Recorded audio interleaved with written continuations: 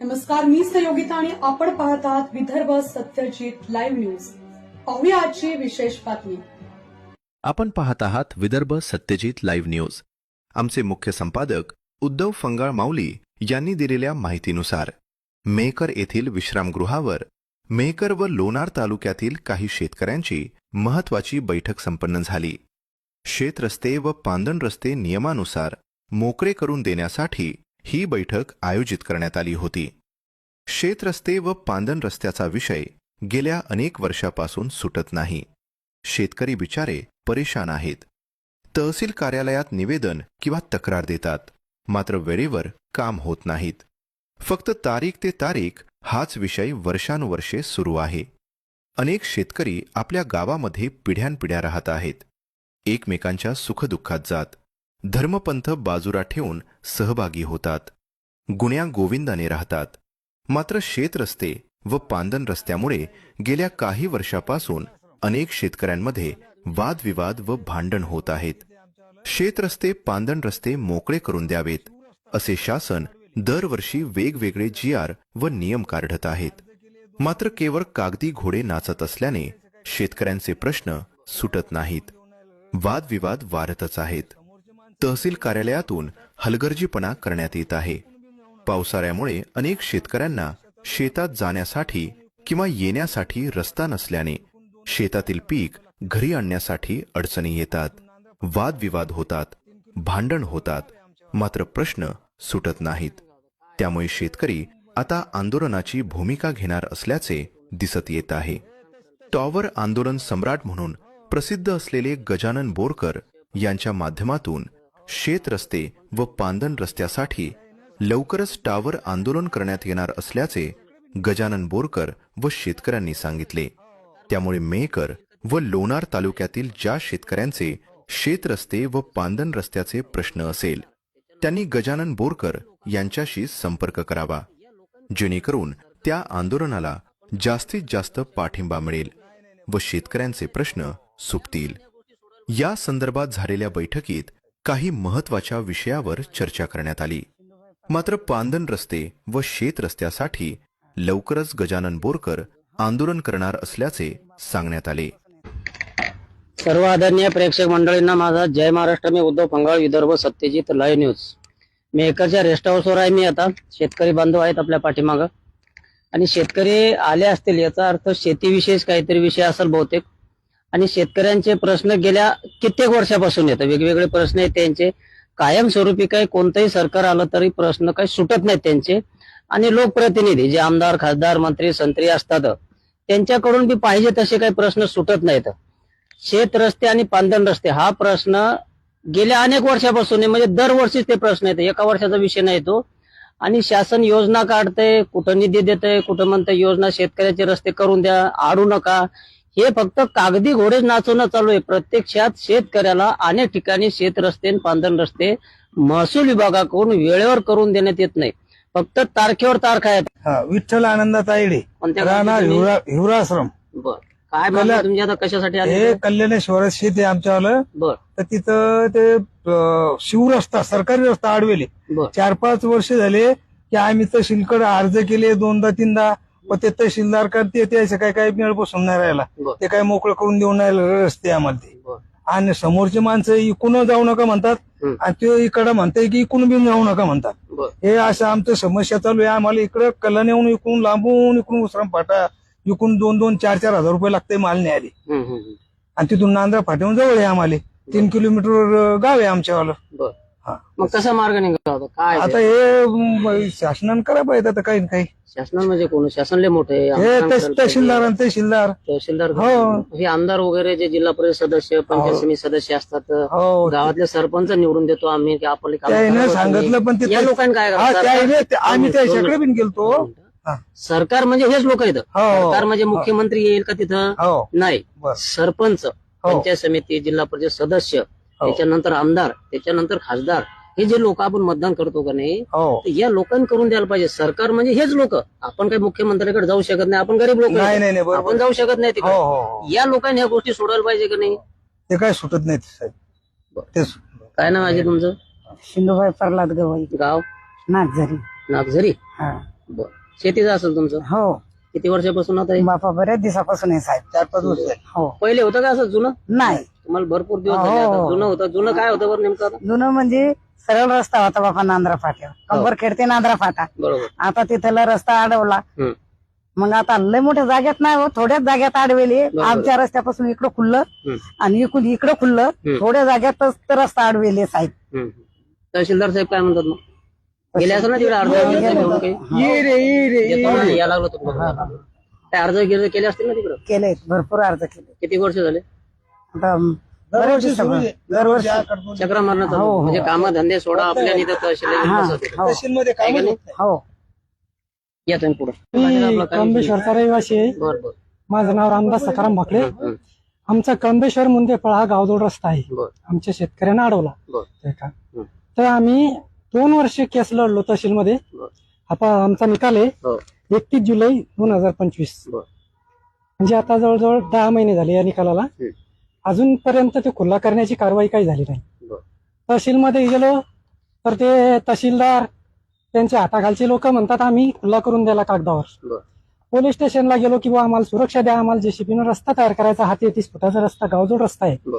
Maker तालुक्याच्या नकाशामध्ये 135 नंबरचा रस्ता आहे. बर. आणि शेत शिवार रस्त्यात सुद्धा नकाशात सुद्धा डबल डॅचचा रस्ता आहे तो. तो काय असा बांधावरचा रस्ता नाही. बर. आणि देऊन बी दिला नाही समजा. गेला नाही. आणि पोलीस स्टेशनला गेलो मग आम्ही की आम्हाला सुरक्षा द्या, आम्हाला जेसीबीनं रस्ता करायचा. तर ते म्हणतात त्याने अडवला, तुमच्याजवळ पुरावा काय? म्हणजे पर्यायानं तुम्ही आधी भांडणं करा, बरोबर. एकूण एकाची डोक्षे फोडा, अदावती लावून घ्या आणि नंतर आम्ही येतो तिथं. हे पोलीस स्टेशनचं सरळ सरळ धोरण आम्हाला वाटलं. मग आता हा न्याय आम्ही कोणाकडे मागायचा म्हणून मी गजानन भाऊ बोरकर यांना मी भेटलो. ते भेटले आम्हाला एक दिवस तहसीलमध्ये. ते म्हणत आपण आंदोलन करणार आहे. मग आता हा आंदोलनाचा पर्याय आम्ही थकून निवडला. ठीक. या गजानन तुम्ही आता सांगा. नमस्कार, मी गजानन बोरकर. म्हणजे भरपूर शेतकऱ्यांचे मला फोन आले की बा आमचा रस्ता तहसीलदार असो एसडीओ असो हे आम्हाला फक्त तारखा देतात. कोणाचा निकाल लागला तर फक्त कागदावरच निकाल आहे. कोणाला बसून ठेवतात दिवसभर, संध्याकाळी सीमारान घरी जा. मग सर्व लोकांना मध्ये त्यांची जी समस्या आहे ती सांगितली. मग त्यांना म्हणलं एक काम करा, आपण मिटिंग ठेवू. आम्ही आज मिटिंग ठेवली रेस्ट हाऊसले.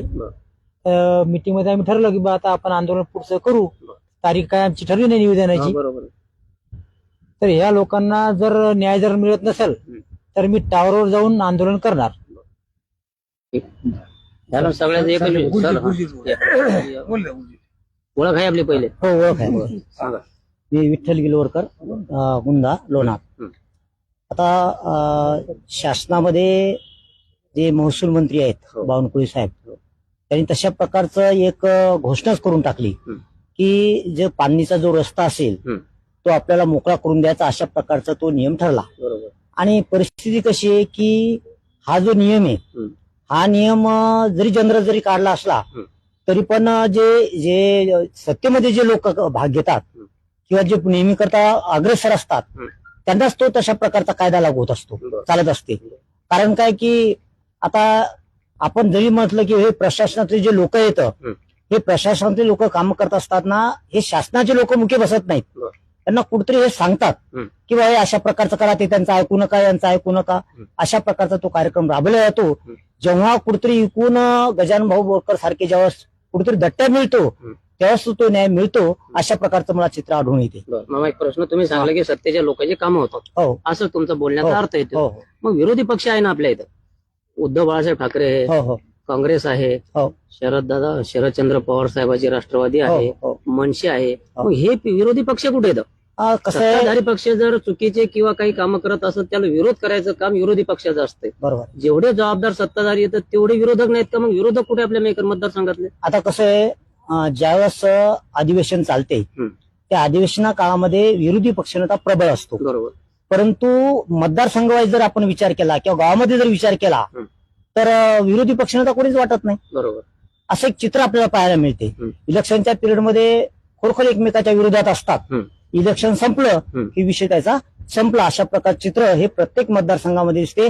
आणि त्यातल्या त्यात पुन्हा हे आपल्या मेकर मतदारसंघाच्या परिसरातले जे काही मतदारसंघ असतील इथं मात्र तो खेळ वेगळाच आहे असं म्हणायला काही हरकत नाही. ते 5-10 वर्षाच्या अगोदर मोर्चे पाहिलेले तुम्ही भरपूर, हो आंदोलन पाहिले, हे हो. उपोषण बी भरपूर पाहिलेले हो. आहेत, कुठं खुर्च्या फोडणे, अधिकाऱ्याला काळे फासणे भरपूर आपण पाहिलेले, तुम्ही आम्ही पाहिलेले.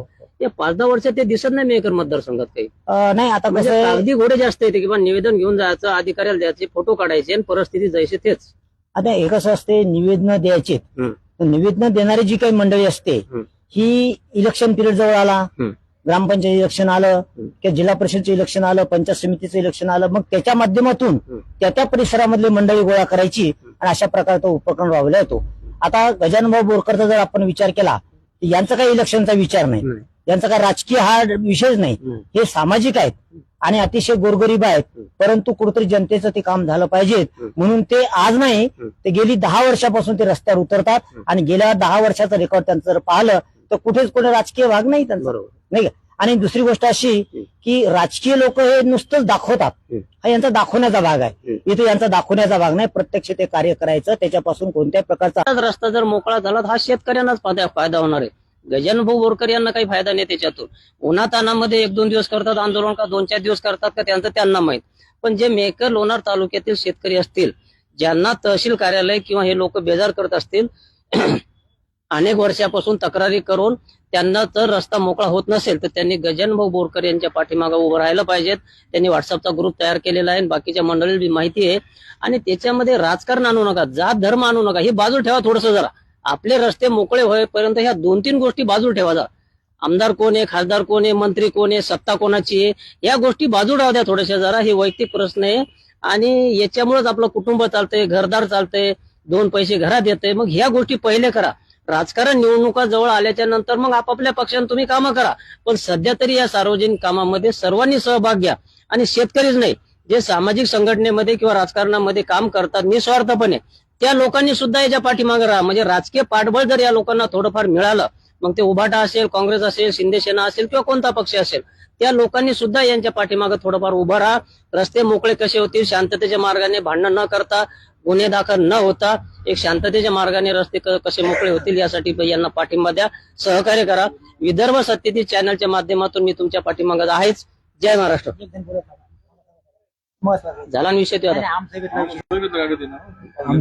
समोर या लवकर तिकडं हातीकर्म काढणे मग जायचं लवकर. बावनकुळे साहेबांना सांगितलं की रस्ते मोकळे करा. ते झालं. आता माझा माल सध्या शेतात पडेल, तूर आणि सोयाबीन. आज बातमी आवडल्यास लाईक करा, शेअर करा आणि सबस्क्राईब मात्र नक्की करा.